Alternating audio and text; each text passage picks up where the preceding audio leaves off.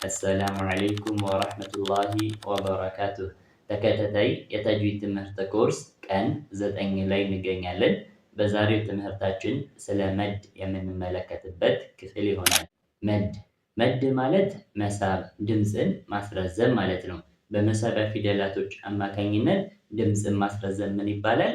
መድ ይባላል ማለት ነው።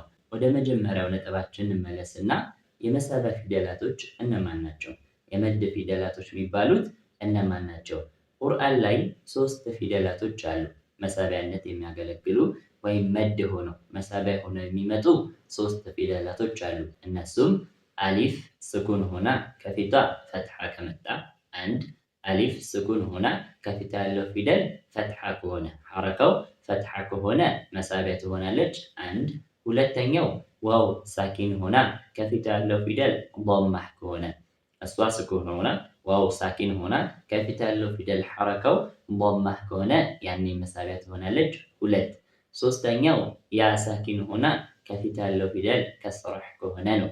እሷ ስኩን ሆና ከፊት ያለው ፊደል ከስራህ ከሆነ ሐረካው ከስራህ ከሆነ መሳቢያ ትሆናለች ሶስት። እነዚህ ሶስቱ ቁርአን ላይ የምናገኛቸው መሳቢያዎች ናቸው ማለት ነው። አሊፍ ሳኪና ከፊቷ ፈትሐ፣ ዋው ሳኪና ከፊቷ ዶማ፣ ያ ሳኪና ከፊቷ ከስራ።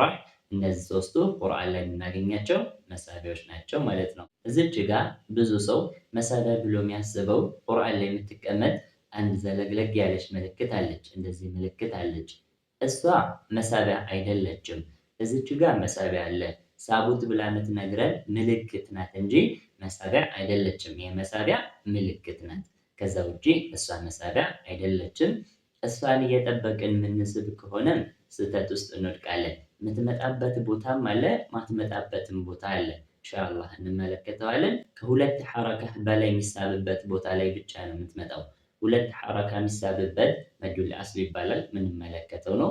ሁለት ሐረካ የሚሳብበት ቦታ ላይ አትመጣም። ስለዚህ እሷን እየጠበቅን የምንስብ ከሆነ ስህተት ውስጥ እንወድቃለን ማለት ነው። ተጨማሪ እሷን መጣ 4 ሐረካ ይሳብ 6 ሐረካ ይሳብ የምትነግረን ነገር የለም።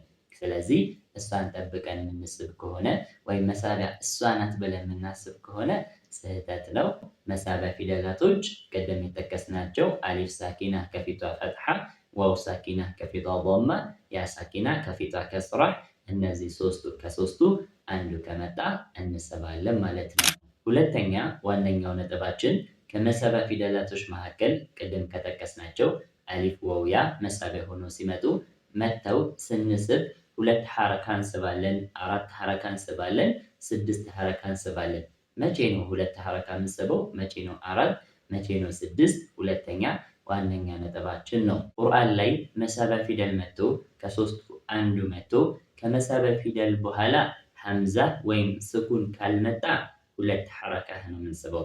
ከመሳቢያ ፊደል በኋላ ሐምዛ ካልመጣ አንድ፣ ከመሳቢያ ፊደል በኋላ ስኩን ካልመጣ ሁለተኛ።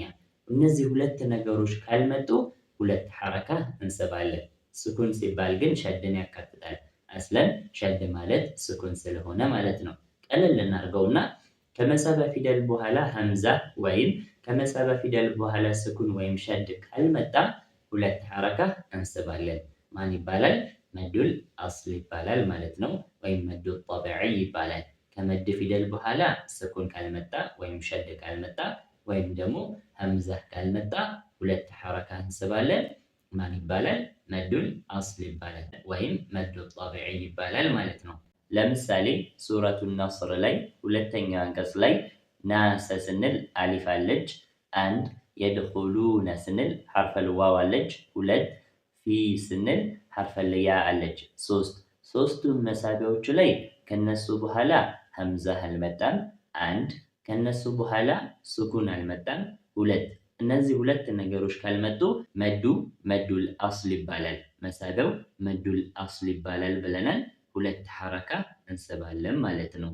በዚህ ክፍል ላይ 3 የመሳቢያ አይነቶችን እናገኛለን። የመጀመሪያው መዱል በደል ነው። መዱል በደል ማለት ከመሳቢያ ፊደል ቀድሞ ሐምዛ ከመጣ መዱል በደል ይባላል። ከመሳቢያ ፊደል ቀድሞ ከመሳቢያ ፊደል በኋላ ከመጣ 4 ሐረካ ነው እንደርስበታለን። ከመሳቢያ ፊደል ቀድሞ የመጣው ፊደል ሐምዛ ከሆነ ያኔ መዱ ምን ይባላል? መዱል በደል ይባላል። ስንት ሐረካ ይሳባል? 2 ሐረካ ነው። ከቅድም ካነሳነው ከዋና ነጥባችን አይወጣም ማለት ነው። ስያሜው መዱል በደል ይባላል። ለምሳሌ እነዚህ 3 ምሳሌዎች ላይ የመጀመሪያው ላይ አሊፍ መድያ ያለች መሳቢያ ያለች፣ ከሷ በኋላ ስኩንም የለም ሐምዛም የለም። ግን ከሷ በፊት ማን አለ? ሐምዛ አለ። ከመሳቢያ በፊት ሐምዛ ከመጣ መሳቢያው መዱል በደል ይባላል ብለናል። ስለዚህ አሊፏ ምን ትባላለች? መዱል በደል ትባላለች ማለት ነው። ቀጣይ ያለው ምሳሌ ላይ በዋው ነው። ዋው መድያ ከሷ በኋላ ስኩን የለም ሐምዛም የለም። ግን ከሷ በፊት ምን አለ? ሐምዛ አለ። ስለዚህ ዋዋ መዷ መዱል በደል ትባላለች። ያ ላይም ተመሳሳይ ነው። ከሷ በኋላ ስኩንም የለም እንዲሁም ሐምዛም የለም። ግን ከሷ በፊት ምን አለ? ሐምዛ አለ። ስለዚህ ያ መድያዋ ምን ትባላለች? መዱል በደል ትባላለች። ሶስቱም ላይ 2 ሐረካ ይሳባሉ ማለት ነው። ሁለተኛው መዱል ዒወድ ነው። ዒወድ ማለት ፈትሐተይን በሆነ ፊደል ላይ ስንቆም ፈትሐተይኑን ተክቶ የሚነበብ መድ ማለት ነው። ለምሳሌ ዓሊመን የሚለው ቃል ላይ እያነበብን መተን እዚህ ቃል ላይ ብናቆም ሚሟ ላይ ብናቆም ፈትሐተይን የያዘችው ሚም ላይ ብናቆም ሲነበብ ዓሊማ ብለን እናቆማለን ማለት ነው። ዓሊመን የነበረው ዓሊማ ብለን እናቆማለን። ይችኛዋ አሊፍ ምን ትባላለች? መዱል ዒወድ ትባላለች። 2 ሐረካ ትሳባለች ማለት ነው። ዒወድ ማለት ምትክ ማለት ነው። ተንዊኑን ፈትሐተይኑን ስለምትተካው መዱል ዒወድ ትባላለች። መቼ? ፈትሐተይኑ ያለበት ፊደል ላይ ምናቆም ከሆነ ፈትሐተይኑን ትተን አሊፍን እናነባለን። አሊፏ ምን ተባለች? መዱል ዒወድ ተባለች ማለት ነው። እዚች ጋ ግን ፈትሐተይን ላይ ብቻ ነው። ከዛ ውጪ ዶመተይን ወይም ከስረተይን ከሆነ ፊደሉ የምናቆምበት ፊደሉን በስኩን አርገን እናቆማለን። ፈትሐተይን ከሆነ ብቻ አሊፍን አርገን እናነባለን። እዚች ጋም ግን 1 ነጥብ እናወጣለን። 1 ፊደል ትወጣለች። እሷም ታመርቡጣ ናት። ታመርቡጣ ሀ ፊደል ተጽፎ 2 ነጥብ የሚቀመጥባት ታመርቡጣ ትባላለች። መርቡጣዋ ፈትሐተይን ሆና ብናገኛትም በእሷ ላይ በምናቆምበት ጊዜ ስናቆም ሀ ስኩን አርገናት ነው የምናቆመው። ወደ አሊፍ አትቀየርም። ፈትሐተይኑ ወደ አሊፍ አይቀየርም ማለት ነው። ተመርቡጣ ላይ በምናቆምበት ጊዜ ፈትሐተይኑን ትተን ሀ ስኩን አርገን እናቆማለን ማለት ነው። ሶስተኛው ቁርአን ላይ ዋውና ያ መድያዎች መሳቢያዎች ትናንሽ ተደርጎ ተጽፎ እናገኛቸዋለን። መዱ ኢስጢላህ ይባላሉ። ትናንሽ ተደርጎ የሚጻፉት ቁርአን ላይ መዱ ኢስጢላህ ይባላሉ። ዋውና ያ ናቸው። በዛ መልኩ የምናገኛቸው ከሀ ፊደል በኋላ የሚጻፉት ናቸው።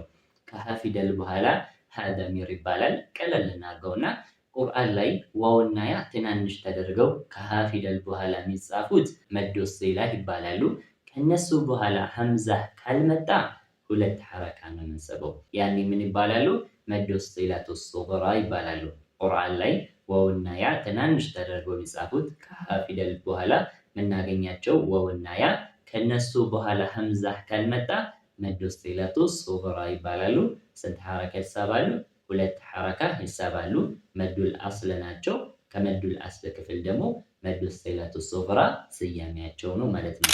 ቁርአን ላይ ከመድ ፊደል በኋላ ሐምዛ ካልመጣ 1፣ ስኩን ካልመጣ ወይም ሸድ ካልመጣ 2። እነዚህ 2 ነገሮች ካልመጡ 2 ሐረካ እንስባለን። ማን ይባላል? መዱል አስል ይባላል ማለት ነው። በመዱል አስል ውስጥ 3 የመድ አይነቶችን አየን። የዛሬው ትምህርታችን ይሄን ይመስላል። በቀጣይ ትምህርት እስከምንገናኝ አሰላሙ አለይኩም ወራህመቱላሂ ወበረካቱሁ።